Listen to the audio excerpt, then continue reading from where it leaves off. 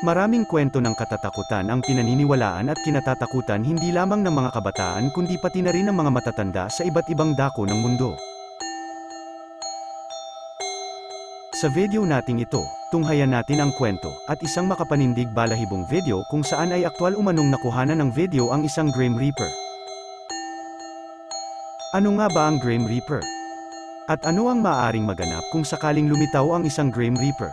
Kaakibat na ng ating buhay ang pagtatapos din nito, kung saan ay matagal nang pinaniniwalaan na ang Grim Reaper umano ay ang siyang sumusundo sa isang taong nakatakda ng matapos ang buhay dito sa ating daigdig, at dadalhin umano ng isang Grim Reaper ang kaluluwa ng sinundo nitong tao kung saan ito nararapat na dalhin, base sa kung papaano ito namuhay dito sa mundo.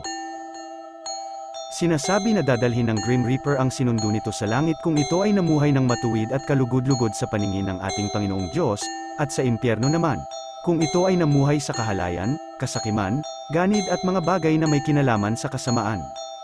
Ang Grim Reaper ay nagsimulang paniwalaan noon pang 14th century, una itong kinatakutan sa kontinente ng Europa, kung saan ay ng mga panahong iyon ay nahaharap ang buong Europa sa isa sa naging pinakamalagim na pandemya na naitala sa kasaysayan ng mundo, dahil sa paglaganap ng isang karamdaman na kung tawagin ay plague, kung saan ay tinatayang 1/3 ng populasyon ng buong Europa ang sinawing palad sa malagim na pandemyang ito na tumagal ng halos 4 na taon.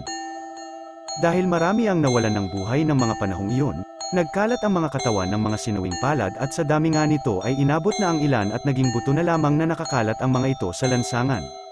Pinaniwalaan noon ang isang kwento, na sa tuwing may namamaalam ay nakakakita umano muna ang mga ito ng tila isang itim na figura na mukhang bungo at may tila hawak na kalawit, at matapos lamang ang ilang araw, ang lahat ng nagsasabing nakakita sa itim na imahe na iyon na may karamdaman ay agad ding namamaalam.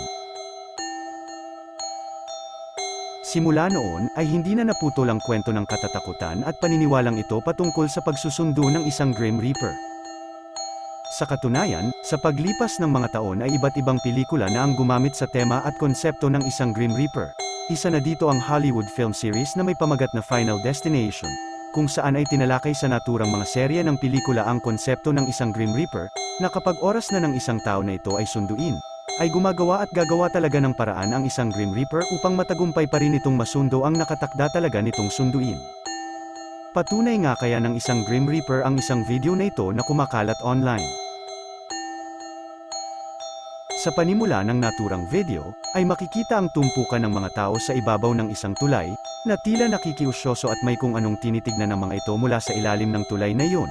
Mapapansin din ang mga pulis na naroroon, na tila isang investigasyon ang kasalukuyang nagaganap.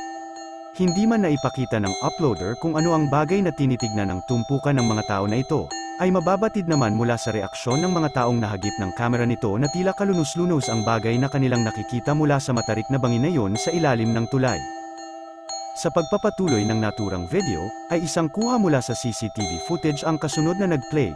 Ito umano ang kuha ng CCTV na naka-installed sa naturang tulay ilang oras bago makuhanan ng tumpukan na iyon ng mga tao. Sa naturang CCTV footage, makikita na isang insidente pala ang naganap dito, kung saan ay isang motorista ang tila bigla na lamang nawalan ng balanse at natumba habang dire-diretso itong bumulusok patungo sa barikada ng tulay at ito ay nahulog sa bangin na nasa ilalim ng naturang tulay. Ayon sa ulat, agad nitong kinuha ang buhay ng driver ng naturang motorista, ngunit ang dahilan talaga kung bakit labis pang naghatid ng silakbot ang video na ito sa mga taong nakapanood nito, ay nang matapos ngang mahagip sa CCTV footage ang malagim na sinapit ng motorista, ilang segundo lamang ang naging pagitan, ay ito naman ang sumunod na nakuhanan ng naturang CCTV camera. Titigan mong mabuti ang susunod na kuhang ito.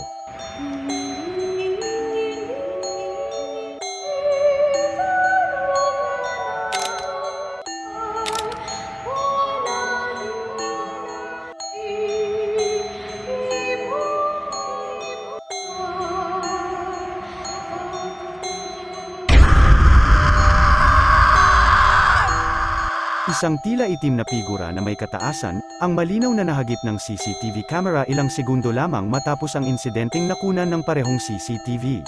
Nakakikilabot kung papaanong nanatiling nakatayo ang figurang ito sa likurang bahagi ng truck na iyon habang patuloy ang pag-andar nito. Mapapansin din na tila ang bagay na ito ay direktang nakatingin sa ilalim ng tulay, kung saan ay kakatapos lamang nasapitin ng motorista ang malagim na insidente habang ito ay kasalukuyan pang nakaratay sa ilalim ng tulay. Ikaw, ano ang iyong palagay? Isa nga ba itong patunay na nakuhanan ng naturang CCTV camera ang isang Grim Reaper, kung saan ay tila matagumpay nitong nasundo ang naturang motorista? Ikaw na ang humusga.